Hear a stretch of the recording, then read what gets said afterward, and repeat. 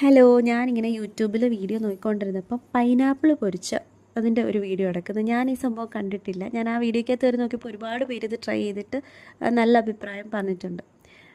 അപ്പം ഞാൻ വിചാരിച്ചു ഞാനും ട്രൈ ചെയ്ത് നോക്കാം.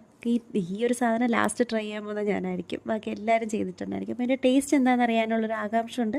ഞാൻ എടുത്തു. മൊത്തം പൈനാപ്പിൾ ഞാൻ എടുത്തില്ല കേട്ടോ. സംഭവം കുളമായിപ്പോയാൽ വേറെ വേണമല്ലോ. അങ്ങനെ വീഡിയോയിൽ പറഞ്ഞ കണക്ക് മുളക് പൊടി, കുരുമുളക്, ഉപ്പ്, പഞ്ചസാര ഇതെല്ലാം കൂടി ഇട്ടിട്ട് മിക്സ് ചെയ്തിട്ട് നമ്മൾ പൈനാപ്പിളുമായിട്ട് മിക്സ് ചെയ്തു. വേഗം തന്നെ പൊരിക്കാൻ പറഞ്ഞു. പഞ്ചസാര അലിയുന്നതിന് മുമ്പ് നമ്മൾ പൊരിക്കാൻ വെക്കണം. അപ്പോൾ എണ്ണ ഒഴിച്ചിട്ട് നമ്മൾ ഷാലോ ഫ്രൈ പോലെ രണ്ട് സൈഡും ചെയ്തെടുത്തു. അപ്പോൾ നമ്മുടെ വീഡിയോസൊക്കെ കാണുന്നവരാണെങ്കിൽ ചാനലൊന്ന് സബ്സ്ക്രൈബ് ചെയ്ത് സഹായിക്കണം കേട്ടോ. അപ്പോൾ എന്താ പറയണ്ടേ, ഇത് തിരിച്ചും മറിച്ചും ഇട്ടിട്ട് നമ്മളെടുത്തു. പിന്നെ സെർവ് ചെയ്യുന്നതിന് മുമ്പ് കുറച്ച് പഞ്ചസാരയും കൂടെ മേളിൽ തൂകി കൊടുത്തിട്ടുണ്ടായിരുന്നു കേട്ടോ. അങ്ങനെ നമ്മൾ സെർവ് ചെയ്തിട്ട് കഴിച്ചു. ഇപ്പോൾ പൈനാപ്പിൾ വെന്ത് ഈ പൊടി ഐറ്റംസ് ഒക്കെ ഉള്ളൊരു വേറൊരു ടേസ്റ്റാണ്. നമ്മൾ പ്രതീക്ഷിക്കുന്ന ഒരു ടേസ്റ്റല്ല, ഒരു വേറൊരു ടേസ്റ്റാണ് ഇതിന്.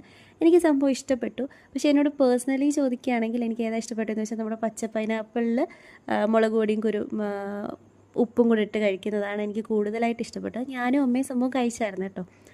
കാശിക്കൊന്നും കൊടുത്തില്ല, എരിവുള്ളത് കൊണ്ട്. പക്ഷെ ഞങ്ങൾ രണ്ടുപേരും ഇത് കഴിച്ചു. ഇതിൻ്റെ ടേസ്റ്റ് കൊള്ളാം. കൂടുതലും മറ്റേതാട്ടോ ഇഷ്ടപ്പെട്ടത്.